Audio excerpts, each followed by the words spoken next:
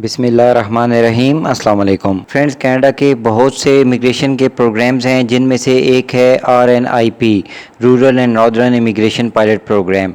ये किसी एक स्पेसिफिक प्रोविंस का प्रोग्राम नहीं है। इस प्रोग्राम में कनाडा के डिफरेंट प्रोविंस की 11 कम्युनिटीज़ पार्टिसिपेट करती हैं। यानी ये ऐसे 11 सिटीज़ हैं जो एप्लीकेंट को PR के लिए नॉमिनेट कर सकते हैं। जैसे प्रोविंशियल नॉमिनी प्रोग्राम में आप प्रोविंस को अप्लाई करते हैं, अगर आप उनकी रिक्वायरमेंट्स को पूरा करते हैं तो प्रोविंस आपको इशू करता है नॉमिनेशन सर्टिफिकेट, जिसकी बेस पे आप कनाडा का PR अप्लाई कर सकते हैं। लेकिन rural and northern immigration pilot programme के अंडर जो एलिजिबल कम्युनिटीज़ हैं, ये कम्युनिटीज़ खुद से आपको नॉमिनेट कर सकती हैं PR के लिए। इसमें आपको प्रोविंशियल नॉमिनी प्रोग्राम की तरफ जाने की और उसकी रिक्वायरमेंट्स को पूरा करने की ज़रूरत नहीं है। आज की वीडियो में जिस कम्युनिटी की हम बात कर रहे हैं वो है टिमिन्स, ओंटारियो। टिमिन्स एक कम्युनिटी है, एक बड़ा सिटी है ओंटारियो का, लेकिन ये एक रूरल कम्युनिटी है, जिस वजह से इसको इस प्रोग्राम में शामिल किया गया है।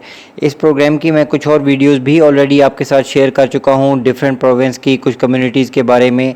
वो उनका लिंक मैं डिस्क्रिप्शन में दे दूँगा। जिन भाइयों ने, मेरे व्यूअर्स ने वो वीडियोज़ नहीं देखी, प्लीज़ आप वो भी देख लीजिए ताकि आपको उन कम्युनिटीज़ की भी रिक्वायरमेंट्स का अंदाज़ा हो सके।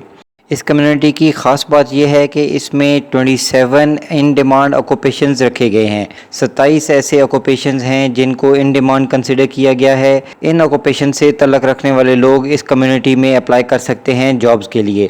इनमें कंस्ट्रक्शन हेल्पर्स और लेबर्स की भी जॉब्स हैं, इनमें हाउस कीपर्स भी हैं, ट्रक ड्राइवर्स भी हैं और भी बहुत से ऐसे ऑक्यूपेशंस हैं जो मैं वीडियो में आपको आगे चल के बताऊँगा। तो आज की वीडियो में फ्रेंड्स मैं आपके साथ डिटेल्स शेयर करूँगा rural and northern immigration pilot programme की एक कम्युनिटी टिमिन्स, ओंटारियो के बारे में। इसमें क्या रिक्वायरमेंट्स रखी गई हैं, कौन कौन से इन डिमांड ऑक्यूपेशंस हैं।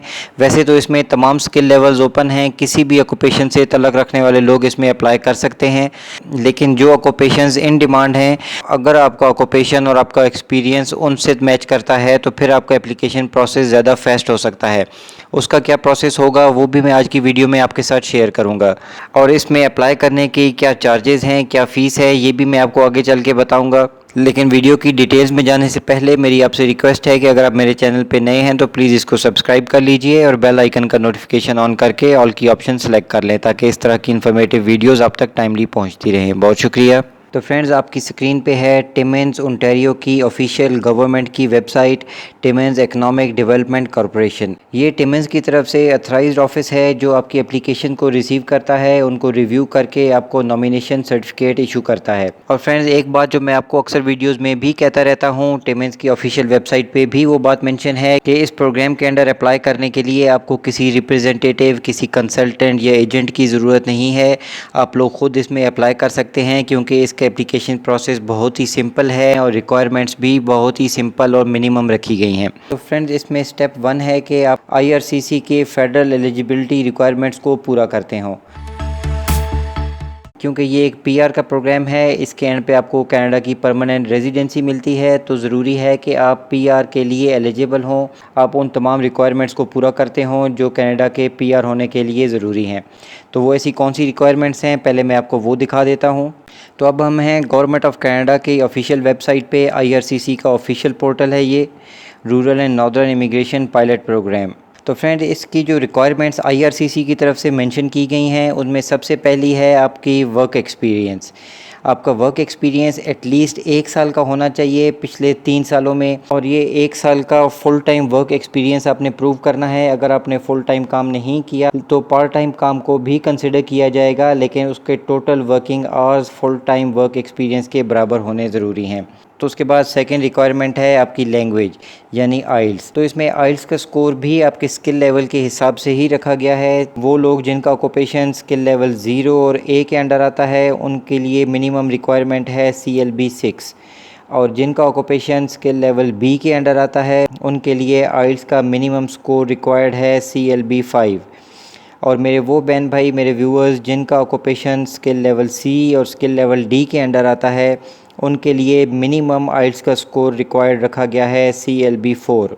और आइल्स के बाद फ्रेंड्स आपकी एजुकेशन की रिक्वायरमेंट्स हैं, तो इसमें आपको 10+2 FA या FSC का इक्विवेलेंट हायर सेकेंडरी स्कूल का डिप्लोमा या सर्टिफिकेट प्रूव करना ज़रूरी है और उसका ECA भी आपके पास होना चाहिए। और फिर इसमें रिक्वायरमेंट है सेटलमेंट फ़ंड्स की, आपके पास इतने पैसे होना ज़रूरी हैं जो आपको और आपकी फैमिली को सपोर्ट कर सकें सेटल होने के लिए कनाडा में। वैसे ये टिमन्स की कम्युनिटी भी न्यू कमर्स को बहुत ज़्यादा सपोर्ट करती है, क्योंकि एक नई जगह पे जाके फैमिली के साथ सेटल होना बहुत मुश्किल होता है, लेकिन वो कम्युनिटी की तरफ से अलग ऑफ़र्स हैं, अलग सर्विसेज हैं जो कम्युनिटी प्रोवाइड करती है। लेकिन IRCC की रिक्वायरमेंट के मुताबिक आपके पास इतने फ़ंड्स होना ज़रूरी हैं जो आपको मदद कर सकें कनाडा में सेटल होने के लिए। और इसकी लास्ट रिक्वायरमेंट है intent to live in the community, यानी कनाडा आने के बाद PR मिलने के बाद आप इसी कम्युनिटी में रहें, ना कि आप यहाँ से मूव होके किसी बड़े शहर टोरंटो या इस जैसे किसी और बड़ी सिटी में मूव हो जाएं।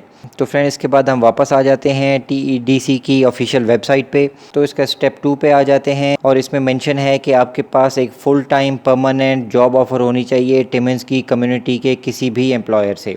और इसमें अच्छी बात यह है कि इनका अपना जॉब पोर्टल भी है jobstimmins.com के नाम से। उसका लिंक भी मैं डिस्क्रिप्शन में दे दूंगा, आप लोग उस पोर्टल को विज़िट कर लीजिएगा, जिस पे स्पेसिफिक टिमन्स के एम्प्लॉयर्स की तरफ से ही जॉब्स पोस्ट की जाती हैं। अदरवाइज़ आप जॉब बैंक पे या इंडीड पे भी टिमन्स की जॉब सर्च कर सकते हैं, क्योंकि इसमें तमाम स्किल लेवल्स ओपन हैं, तो इसलिए कोई रिस्ट्रिक्शन नहीं है। आपका ऑक्यूपेशन किसी भी स्किल लेवल के अंडर आता है तो आप लोग इजीली तमाम जॉब्स के लिए अप्लाई कर सकते हैं जो भी टिमन्स के एम्प्लॉयर की तरफ से पोस्ट की गई हैं। तो इसमें एक नोट मेंशन किया गया है, अगर आपके ऑक्यूपेशन का नॉक कोड 6211 है या 6311, 6211 नॉक कोड होता है रिटेल सेल्स सुपरवाइजर्स और 6311 नॉक कोड होता है फूड काउंटर सुपरवाइजर्स के लिए। तो अगर आपका ऑक्यूपेशन इन दोनों नॉक कोड्स के अंडर आता है तो फिर आपकी एप्लीकेशंस को कंसिडर नहीं किया जाएगा, क्योंकि इस कम्युनिटी को सबसे ज़्यादा इन दो नॉक कोड्स की एप्लीकेशंस मिली हैं इस साल में। तो इसलिए उन्होंने रिस्ट्रिक्शन लगा दी है इन दोनों नॉक कोड्स पे कि इसमें मज़ीद एप्लीकेशंस वो नहीं लेंगे। तो फ्रेंड्स इससे ये ज़ाहिर होता है कि टिमन्स के एम्प्लॉयर्स की तरफ से जॉब ऑफर लेटर्स इशू किए जाते हैं फॉरेन वर्कर्स को जो लोग कनाडा से बाहर हैं, और इसीलिए सबसे ज़्यादा एप्लीकेशंस इन दो नॉक कोड्स में सबमिट करवाई गई, जिस वजह से इन दो नॉक कोड्स को रिस्ट्रिक्ट कर दिया गया है कि इसमें वो मज़ीद एप्लीकेशंस नहीं ले सकते। तो फ्रेंड्स अभी ये नीचे एक लंबी लिस्ट है उन इन डिमांड ऑक्यूपेशंस की। अगर आपका ऑक्यूपेशन इन नॉक कोड्स के अंडर आता है तो आपका एप्लीकेशन प्रोसेस बहुत ही फास्ट हो सकता है। इस वेबसाइट का लिंक आपको डिस्क्रिप्शन में मिल जाएगा, आप लोग ख़ुद भी इसको विज़िट कर लीजिएगा। यहाँ पे मैं आपको दिखा देता हूँ कि जैसे एक ये नॉक कोड है 7511 ट्रांसपोर्ट ट्रक ड्राइवर्स, एक हाईली इन डिमांड ऑक्यूपेशन है। कनाडा के बाकी प्रोविंस की तरह टिमन्स की कम्युनिटी में भी एक इन डिमांड ऑक्यूपेशन है। ये हैवी इक्विपमेंट ऑपरेटर्स हैं, अदर ट्रांसपोर्ट इक्विपमेंट ऑपरेटर्स। और फिर है NOC code 7611 construction trade helpers and labourers, skill level D की जॉब है ये। इसमें आपको कोई स्पेसिफिक स्किल्स की ज़रूरत नहीं होती। मेरे बहुत से ऐसे व्यूअर्स और सब्सक्राइबर्स हैं जो इस कैटेगरी के अंडर फॉल करते हैं। नॉक कोड 7611 भी एक इन डिमांड ऑक्यूपेशन है इस कम्युनिटी में। NOC 4412 home support workers, house keepers and related occupations, ये भी एक इन डिमांड ऑक्यूपेशन रखा गया है। इसमें और भी बहुत से ऐसे ऑक्यूपेशंस हैं, IT से रिलेटेड हैं, सोशल वर्कर्स हैं, computer information system professionals, computer engineers, industrial and electrical construction trades, registered nurses, और भी बहुत से ऐसे ऑक्यूपेशंस हैं जो इसमें इन डिमांड हैं। तो फ्रेंड इसमें एक ये कॉलम है जो आपको दिखाना ज़रूरी है ओपन नॉक कोड के हवाले से। Maximum 15 applicants open knock codes के अंडर लिए जाएंगे। इसका मतलब ये है कि अगर आपका ऑक्यूपेशन इन नॉक कोड्स के अंडर नहीं आता जो ये इन डिमांड रखे गए हैं, तो फिर भी आपकी एप्लीकेशन को कंसिडर किया जाएगा, लेकिन उस सूरत में सिर्फ 15 एप्लीकेंट्स पर ईयर ही ये नॉमिनेट कर पाएंगे। तो नेक्स्ट स्टेप पे जाने से पहले मैं आपको इनका जॉब पोर्टल भी दिखा देता हूँ। जॉब्स टिमन्स के नाम से ये जॉब पोर्टल है, इस पर आप अपना ऑक्यूपेशन सर्च भी कर सकते हैं, लेकिन मैं वैसे ही स्क्रॉल डाउन करके आपको कुछ जॉब्स दिखा देता हूँ। Associate consultant, delivery drivers. इस डिलीवरी ड्राइवर की पोजीशन के लिए ऑलरेडी मेरे 2 फ्रेंड्स पाकिस्तान से अप्लाई कर चुके हैं, लेकिन आप लोग भी अप्लाई कर सकते हैं। ये वैकेंसी ओपन है इस एम्प्लॉयर की तरफ से। इसमें जनरल लेबर की भी जॉब आ रही है फ्रेंड्स। इसमें आप बेनिफिट्स देख सकते हैं, लंच पेड, मील अलाउंस आपको अलग मिलेगा, ट्रैवल पेड और अकोमोडेशन पेड, यानी आपको अकोमोडेशन भी फ्री मिलेगी, ट्रैवल के भी एक्सपेंस आपको दिए जाएंगे। और इसमें अप्लाई करने का तरीका इन्होंने दिया है, please apply on our website. Company website पे जाके आप इस जॉब को भी अप्लाई कर सकते हैं। तो इस वेबसाइट का लिंक मैं आपको डिस्क्रिप्शन में भी दे दूँगा, आप लोग ज़रूर विज़िट कीजिए। अपने ऑक्यूपेशन से रिलेटेड जॉब को आप यहाँ पे भी अप्लाई कर सकते हैं। और मैंने आपको पहले भी बताया कि आप जॉब बैंक पे या इंडीड पे भी सर्च कर सकते हैं टिमन्स की जॉब। और फ्रेंड, इसमें कुछ इनएलिजिबल ऑक्यूपेशंस भी रखे गए हैं टिमन्स की गवर्नमेंट की तरफ से, वो भी मैं आपको बता देता हूँ कि इन ऑक्यूपेशंस में आप लोगों ने अप्लाई नहीं करना। NOC code 6421, NOC code 6511, NOC code 6512, 6513 food and beverage servers, 6611 cashiers, NOC code 6622 और फिर बहुत ही ज़्यादा अप्लाई किए जाने वाला NOC code 6711 food counter attendants, kitchen helpers and related sport occupations, और लेस में 6322 कुक्स। ये 8 ऐसे नॉक कोड्स दिए गए हैं जिनसे तलक रखने वाले लोग इस प्रोग्राम के अंडर अप्लाई नहीं कर सकते। और यहाँ पे मैं आपको बताता चलूँ कि आज ही मुझे एक व्यूअर ने बताया, उनका तलक इंडिया से है लेकिन वो इंडिया में नहीं रहते, किसी दूसरे कंट्री में जॉब करते हैं और उनको किचन हेल्पर की जॉब मिल गई है कनाडा में। कांग्रेचुलेशंस, उनका इंटरव्यू भी हो गया है। तो फ्रेंड, जब आपको जॉब ऑफ़र लेटर मिल जाता है तो उसके बाद स्टेप 3 पे हम आ जाते हैं। तो आपकी एप्लीकेशन को TEDC रिव्यू करता है तो और आपके तमाम सपोर्टिंग डॉक्यूमेंट्स को देखते हुए आपको स्कोर अलॉट किया जाता है। मिनिमम 65 का स्कोर रखा गया है इस प्रोग्राम के अंडर नॉमिनेशन के लिए। लेकिन अगर आप इनका मिनिमम क्राइटेरिया मैच करते हैं तो आपका स्कोर इजीली 65 हो सकता है। इसमें कोई एज लिमिट भी नहीं रखी गई, लेकिन 54 प्लस के जो लोग हैं उनको एज के पॉइंट्स नहीं मिलते।